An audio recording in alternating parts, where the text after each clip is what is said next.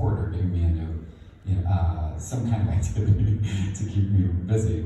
And they knew that I loved movies, and they knew that I loved performing, and so they eventually put me in like an acting camp. And I just kind of fell in love with it and started taking it a little more seriously when I got a tiny bit older.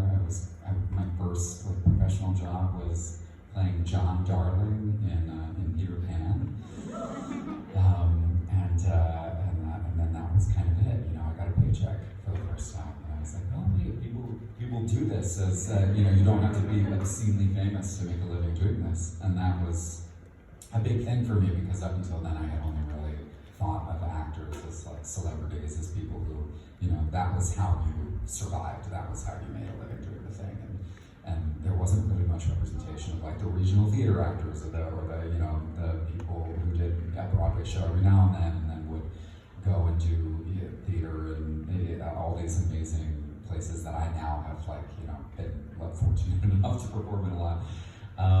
And so yeah, that kind of was the main spark. My first Broadway show that I saw, I believe, was Godspell. I saw Godspell and Jesus Christ Superstar in the same weekend, supposedly the weekend that Jesus died. And it wasn't my choice, it was just how the tourism folks lined it all up. I went to my high school and that was how they planned it all out. So yeah, I saw one, I think when he died, one maybe when he was resurrected. I can't remember the history. It's the same weekend, yeah, so yeah. But they were planned here in New York City. Next question, and you're going to have to post that on social media. I feel like I have at some point, so I'll dig it back up. Funny enough, my first theater experience was in the same vein of these unauthorized things. When I think I was maybe 6 or 7, but the first time that my family put me in any kind of acting camp, it was a week-long event that took place in San Antonio, Texas, at this theater called the Magic Theater with a K. And I know, fancy.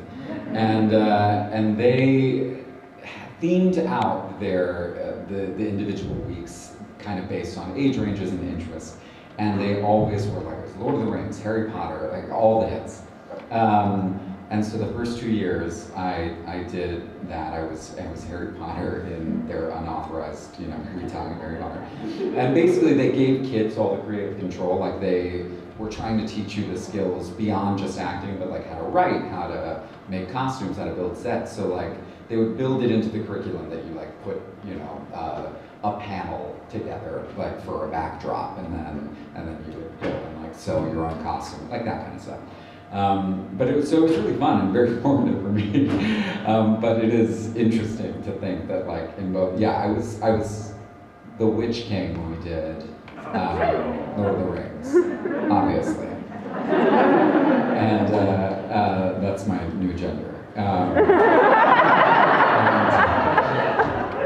Hold on, let that one down. Witch King. But yeah, it was Witch King and Harry Potter. Rest in peace. I mean, we had a long run, me and Harry. Sorry. I actually think my head really trumped. When I was growing up, my cousins and I would perform Starlight Express in every summer weekend. That's all you need to say, man. You win. On roller skates, not rollerblades, on roller skates. Oh yeah, I played Rusty and my cousin was Dina. Or Dinah.